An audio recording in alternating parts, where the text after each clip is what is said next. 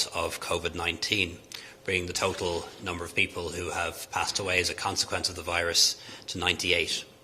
And the nation's thoughts and prayers are with all of the friends and families of the deceased, now and always. We've also recorded 402 new cases of coronavirus, and that is a roughly 11.6% increase on yesterday. In terms of other numbers, the Public Health Emergency Team has been able to provide us with more detailed numbers, giving us a better picture of what's going on in our intensive care units. We know that since the beginning of this public health emergency, 148 people have been admitted to ICU with COVID-19. 25 have been discharged because they are now recovering, and 14 sadly have passed away. That means that today there are 109 patients in ICUs with COVID-19. We have the capacity to ventilate about 1,200 patients at any given time in ICUs, in theatres, in recovery areas and in wards. So we have a lot of capacity to deal with the surge when it comes to deal with a significant increase in patients who need to go to ICU, who need to be ventilated. And obviously more ventilators are on the way. What's crucial though, of course, is training up more staff, more doctors and nurses to be able to use ventilators and to allow us to turn what are hospital wards today into ICUs next week or the week after if needed. Today I chaired a Cabinet subcommittee meeting on COVID, chaired a briefing of the party leaders, and also we carried out a Cabinet meeting by phone incorporeally. The Cabinet meeting was very short. It was simply to take the decision that the new method of allocating special needs assistance in our schools will now be deferred by a year. It was intended to introduce that new method, which has already been piloted, but to mainstream it for this September. But given the loss of time to the school year, that's just not practical now. So the existing model for allocating SNAs will apply as has in previous years from September, and will introduce the new model. Well, it'll be a decision for the next government, but it'll be up to the next government to decide whether or not to introduce the new model in September 2021. However, there will still be an increase of over 1,000 in new SNAs this year. We also got Cabinet approval to extend an indemnity to private hospitals and also the N4 lab, which will be carrying out testing for us in the near future. There'll be a meeting of the Cabinet corporeally on Tuesday. In terms of the Cabinet subcommittee meeting, we received an update on the latest modelling from the Chief Medical Officer, who is back to work today. He tells us that there is some progress, and real progress has been made in flattening the curve. So we're very grateful to the Irish public for cooperating with quarantine, cooperating with social isolation and social distancing over the last few weeks. The rate of increase is decreasing. At the start of this, the rate of increase was roughly 33% per day. That's in around 10% per day at the moment. A slight uptick today, an increase of about 11.6%, but I'd caution against reading anything into any individual day or any one day's data. We also have obviously indications that the number of patients in ICUs is 109. The number of deaths, very sadly, continues to increase. But the progress that we've made is definitely not enough. We need to get that rate of increase down to about 5% or less in order to give us the assurance that we need, that we will have the adequate capacity in our health service to deal with increasing number of cases. We will have a better idea towards the end of next week as to how we're getting on, because we'll know then whether the most recent restrictions are making a difference, and we'll be able to make a decision towards the end of next week as to whether those restrictions need to be extended, whether they can be relaxed in any way, or whether they can be refined in any way. But really we'll need to see the numbers over the next couple of days, and it'll be towards the end of next week before we can make a decision in that regard. In terms of capacity in our health service, I'm satisfied that we're doing well. Our hospitals are actually very quiet, busier in the Dublin area than the rest of the country, but overall very quiet. There are almost no patients on trolleys. We have 2,000 empty beds across our public hospital system, and we have vacant ICU beds. And in 20 years in and out of hospitals in my various different guises, I've never seen so much capacity available in our public hospitals as we have now, and that is encouraging us that we will be ready for the surge when it comes, but it has not come yet. It is only starting, and I need to emphasise that. We have the agreement, as you know, with the private hospitals to use their capacity. We're making very good progress on what are essentially field hospitals in City West in Dublin and in institutes of technology in the major cities and towns around the country to give us additional bed capacity.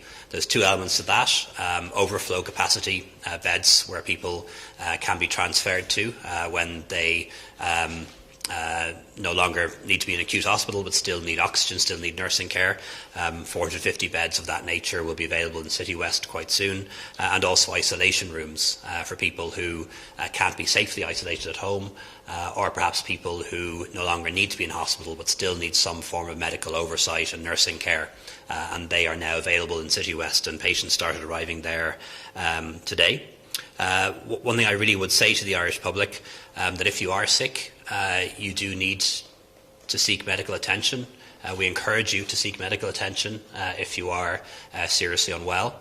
One of the concerns that we have is that during the course of this emergency, people who have other serious illnesses might have those illnesses missed, if you like. I know there are people who at the moment don't want to bother our doctors and nurses in our health service because they feel that the chest pain they're having mightn't be serious enough, or all of those things. And we are quite worried about what they call secondary deaths, people dying not as a consequence of COVID-19, but as a consequence of their heart attack not being diagnosed, or their stroke being missed, or their cancer going undiagnosed. And we very much encourage people who are having symptoms, who are unwell, to still contact your GP, contact your consultant if needs be, call an ambulance if needs be, because we don't want people missing out on essential health care that can't wait as a consequence of COVID-19. And I know a lot of people in the medical profession are particularly concerned about that, that we could see people dying of other illnesses at a higher rate than would be the case as a consequence of COVID-19. And we're going to do our best to get that message across to the public over the next couple of days, and I'd appreciate the assistance of the media in that. Contact tracing, as you know, is being stepped up. 1,400 people working on that now. We can scale it up further, and we're now going to contact trace suspected cases as well. And a lot of what's being done in terms of stepping up contact tracing and stepping up testing is really planning ahead, because there will be a point, hopefully in a few weeks' time rather than a few months' time, but nobody knows. There will be a point in the future where we start to ease the restrictions, and we can only ease those restrictions if we have a good testing and contact tracing infrastructure available to us that will inform us quickly if we're seeing an increase in cases again. So a huge amount of work is being done on contact tracing and testing, not just to identify COVID-19 cases now, but also to prepare us for the relaxation of the restrictions at a point in the future. When it comes to testing, we are doing better than other countries, doing better than in Northern Ireland. We're still doing community testing, which has been abandoned in some countries. Some countries are now only testing people who are sick enough to be in hospital, and healthcare workers. We're still testing in the community, and we're not willing to give up on that just yet. And we are in the top 5 or 6 countries when it comes to testing.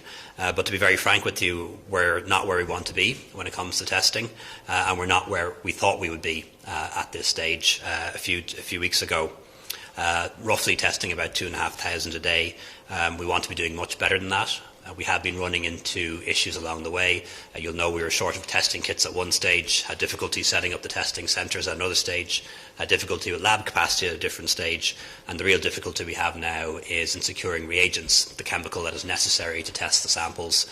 We will get past that in a few days' time, but of course there's a risk that some other issue will arise, and we just ask people to bear with us. It's still our objective to continue to ramp up testing, to shorten the wait time to have the test done and the wait time to get your results, which we know is causing anxiety and concern for a lot of people. We really want to particularly prioritise people working in the healthcare sector to get their tests quickly and get their results quickly as well. So I've asked the HSE and the Department of Health to prepare a report for me on Monday, setting out the roadmap as to how we can get to where we need to be on testing. On PPE, which is the clothing used to protect our staff from getting the virus, and also to protect patients from getting the virus from the staff, because it does work both ways, as you know. The first 10 flights have arrived, with many more to come.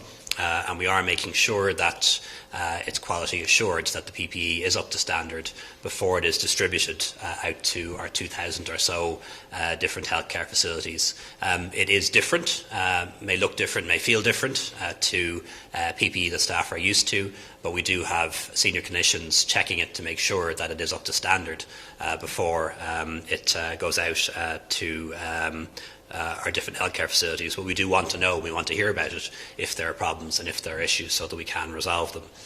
Also had a discussion on the supply chain for food and goods. That's looking good in the main. Some minor issues obviously around the economic viability of some shipping routes and air cargo routes, but as things stand, we have a solid and secure supply chain for food and goods, and we're watching that very closely, but no particular concerns at present. And also a discussion on what we can do in terms of childcare for healthcare workers. So NEFID, the National Public Health Emergency Team, is examining that for us.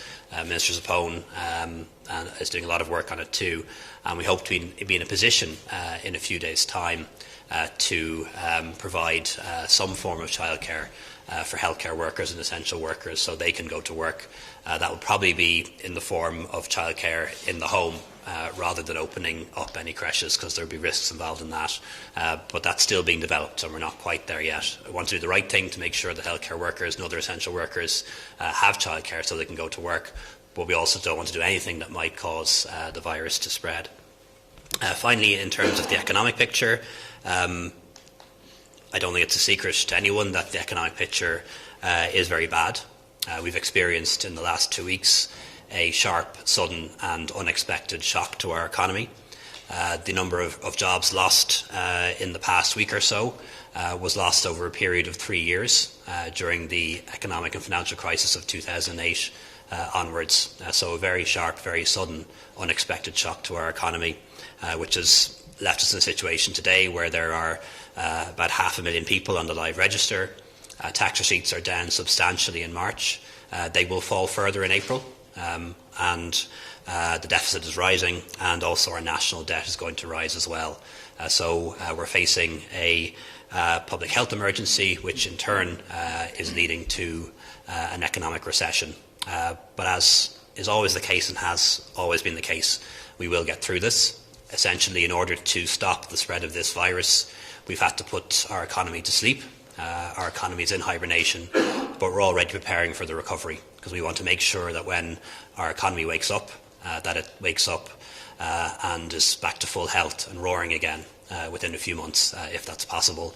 And we're already beginning the work on how we can bring about an economic recovery and also get our society working again. And we believe that is possible.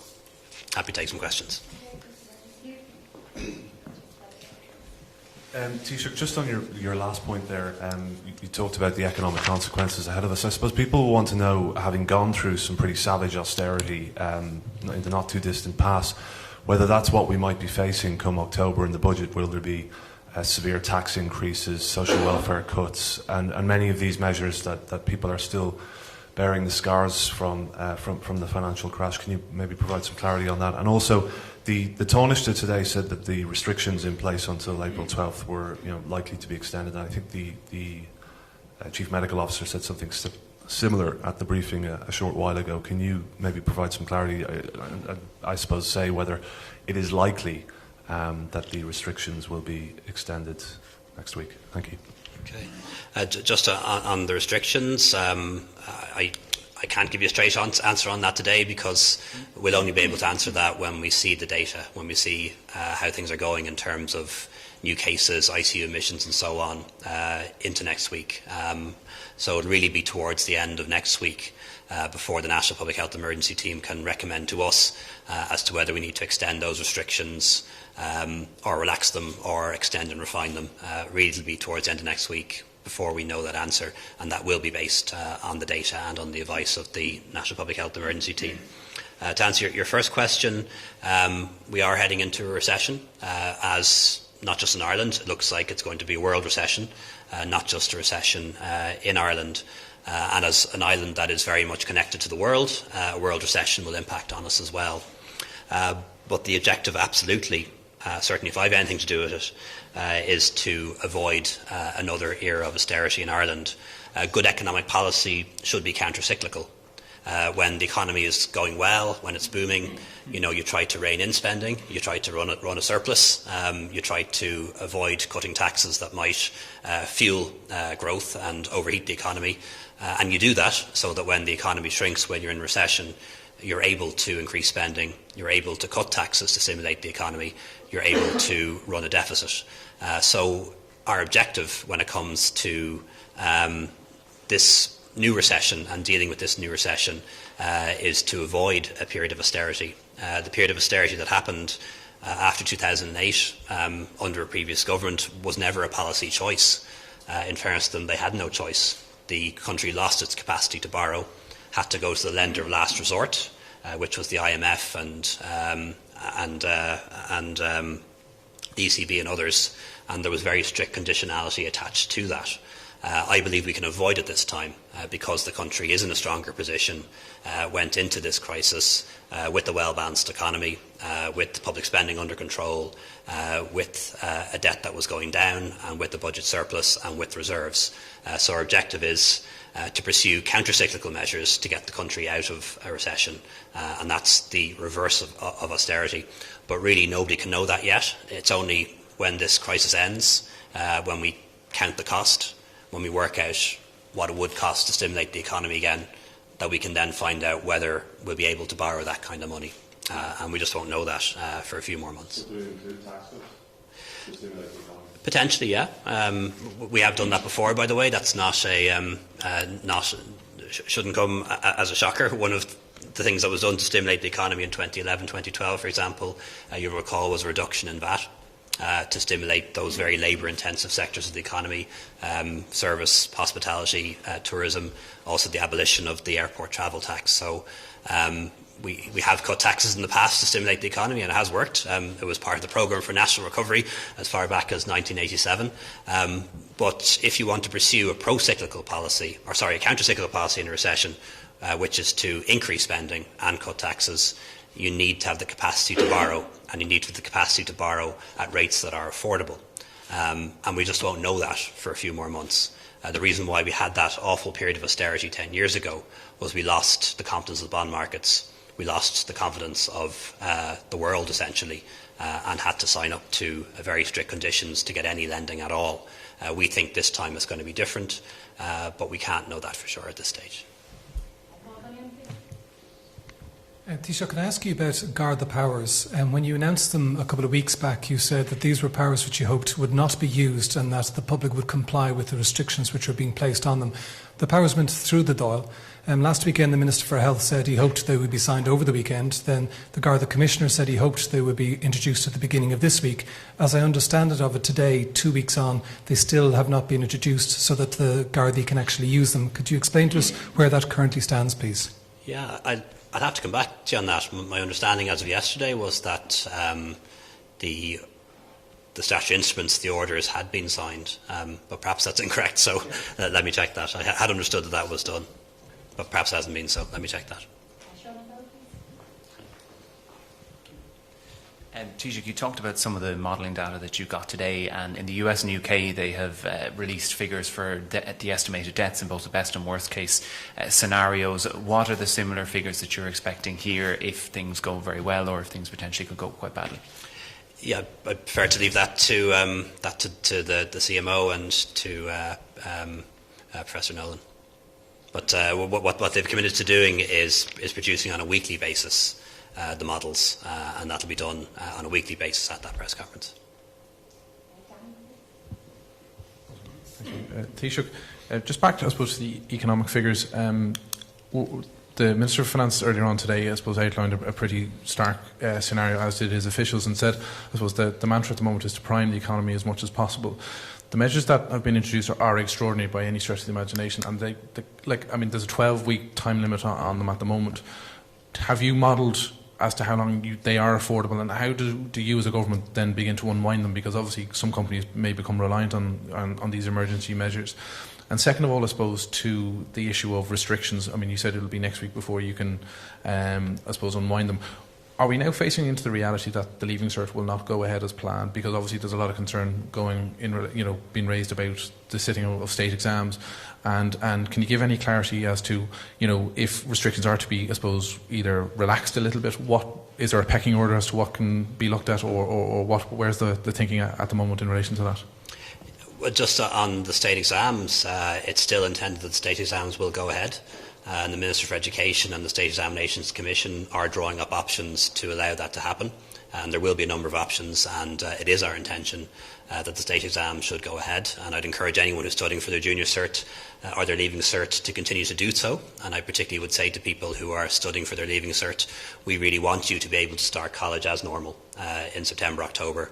We don't want you to have to lose a year of your life or half a year of your life, or create all the problems that would flow from there not being an entry year into colleges in September, October. So the Minister of Education is working really hard on a plan to make sure that by hook or by crook the Leaving Cert goes ahead this year, and the Junior Cert too. Just in terms of what measures may or may not be eased or relaxed, it just wouldn't be helpful, I don't think, to get into that at this stage. And whatever happens, we will be following the advice of the National Public Health Emergency Team on that. But it really will be towards the end of next week before it's possible to make a call, because we need to see the data on cases and on ICU admissions over the course of the next days before that decision can be made. So you asked something about the economy, which I didn't answer. Just in terms of the sustainability of really the sustainability is down to two factors. One, how long will this go on for? And that we just don't know yet. We can model all sorts of scenarios. It's not complicated. Divide by 12, multiply by 13, divide by 12, multiply by 14, depending on how long it goes on for. But the truth is we just don't know how long this emergency will last. And our capacity to sustain the emergency measures that we've put in place is contingent on our ability to borrow. Now, I think we're in a good place in that regard because we had a surplus going into this, because we cash on hand, a rainy day fund, because the economy was in good nick. I think we will have the capacity to borrow long before other countries may lose it. So we're in a good position in that regard. And also the actions of the ECB in releasing so much money to be borrowed, if you like, at such low rates does help. But I don't want to deceive people either. Borrowed money has to be paid back, even if the interest rate is low, and there will be long-term consequences because of the damage that's been done to our economy. But absolutely, our objective in bringing the economy back to life, it's been put to sleep in many ways to stop the virus spreading. We want it to come back to life, and when it comes back to life, we want it to be in rude health and roaring within months, and that means pursuing what will be a counter-cyclical policy, trying to stimulate the economy back to growth, rather than austerity policies which are only ever chosen when there is no other choice.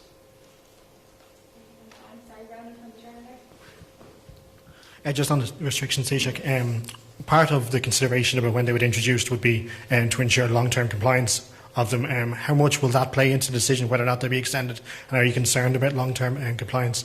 And just in relation to, I think we saw 280,000 people or so applying for the PUP and having it accepted. I've seen some reports of people who perhaps have got this payment who didn't have a job beforehand. I even saw some report of somebody in Australia who's received this payment. Are you worried about people who are receiving this payment who aren't entitled to it? Oh, well, certainly. I certainly would be worried if anybody received the payment who's not entitled to it, and that would go for any payment that the government gives. A lot of our response was a response that was an emergency response. We wanted to make sure that what we did for people who lose their jobs, for people who are self-employed whose businesses close, for businesses that needed to keep on workers but couldn't afford to pay them. We wanted to make sure that whatever we did got money to companies and to people quickly, and also was easy to administer. So you'll see, in contrast, you'll see in other jurisdictions, in the UK, for example, the money that the self-employed are getting, they won't get till June, whereas self-employed people in Ireland are already in receipt of the payment if they need it. Not all of them, but a lot of them. And again, we wanted to make sure that companies were getting the money right away, and they are. But inevitably, the perfect is the enemy of the good, and what we did was good, I think, in terms of supporting people's incomes and supporting business. It's not perfect, and there are going to be loads of anomalies. And I know one of the anomalies that has arisen is that there are people who are working part-time, for example, who were earning less than €350 a week, who lost their jobs and now actually might be slightly better off. And then there are other people who are getting the payment but are losing more, if you like. But it was always going to be the case that when we acted quickly as we did, that anomalies would arise. And we'll try and deal with them as we go along. But our main objective was to make sure that nobody was going to run out of cash, that people had a safety net for them. And in having a much more generous safety net than is the case in other jurisdictions, again, for example, north of the border, people are applying for universal credit. It's about £100 a week. Contrast that with €350 a week here. We didn't want to overcorrect the other way, where we'd be leaving people short. So there will be some people who'll actually end up better off as a result, but they'll be small in number. And that was a price worth paying to make sure that the vast majority of people had a decent proportion of their incomes protected. And, I have heard stories of people who have asked their employers to lay them off because they'd be better off on the €350 payment than maybe working 20 hours a week for €11. Do the maths yourself. And I would just to say to anyone who's thinking that we are all in this together, and nobody in any walk of life should seek to be better off or seek to make a profit out of this crisis. Sorry, can you just clarify on that? It wasn't the answer to the double area. Over 66 who were working and who have lost work who can't currently apply for that system. Is there any intention to give them access to that if they were working part-time or whatever? Yeah, well, the situation people are over 66 is they should qualify for the state pension. So people who are over 66 were drawing the state pension and were also earning an income in addition to that. And there's nothing wrong with that. But our objective wasn't to make sure that everyone got the same income. Our objective was to make sure that nobody was left short of money to pay the bills during the week. And all of those people should be in receipt of the state pension. If they're not, we can certainly look at those cases.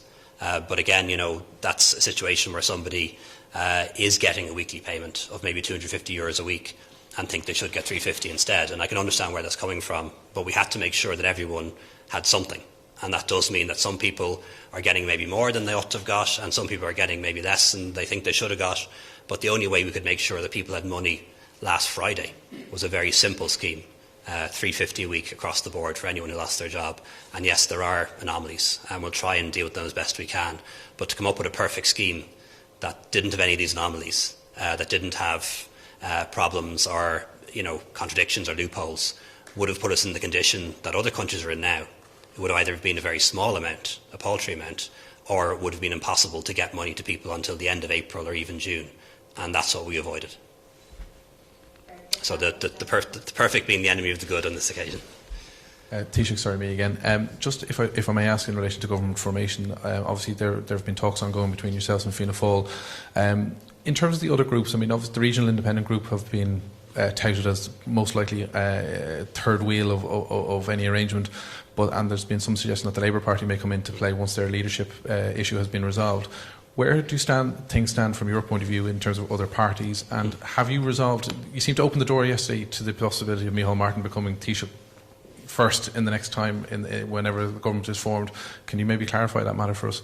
Yeah, well, look, first and foremost, I'm spending very little time on that and giving it very little attention at the moment because I have to dedicate all my time to dealing with the COVID emergency, and so do ministers as well. So, we're trying to set aside a bit of time for government formation, but people understand why almost all of our time has to be dedicated to this overriding priority, which is dealing with the COVID emergency. When the election happened 2 months ago, the view of my party, Fine Gael, was that we would go into opposition. Since then, the other parties have been unable to form a government, and as a consequence of that, we feel we can't leave the country down. And that's why we are willing to consider participating in government again. Those negotiations with Fianna Fáil are underway. We'll meet again, our teams will meet again anyway on Monday. We would hope to be in a position to agree a joint paper, and we would then seek the support of a third party, Greens, Social Democrats, Labour. I'm firmly of the view that if Fine Gael is going to participate in the next government, we need a third party. We can absolutely work with independents, as we did for the past 4 years, and very successfully. But a government that relies on 9 or 10 independents supporting the government on every crucial vote isn't one that's going to be stable, isn't one that will be able to make the tough decisions and hard calls that have to be made in the next couple of years, isn't one that will last until 2024 or 2025. So we're totally up for working with independents, including independents from the Regional Independent Group, and there's some very good people there. But I'm firmly of the view that if Fine Gael is to participate in the next government, we will have to have a third party in there to make sure that we have the numbers. And also, I think, the broad base that's needed to guide the country through the next couple of years. Fianna Fáil and Fine Gael together won, 42, 43% of the vote in the last election. That's not enough. I think we need a broader base than that to have the legitimacy and have the authority to govern the country well over the past 4 years, and more so than ever, this country is going to need good government. Thanks, everyone.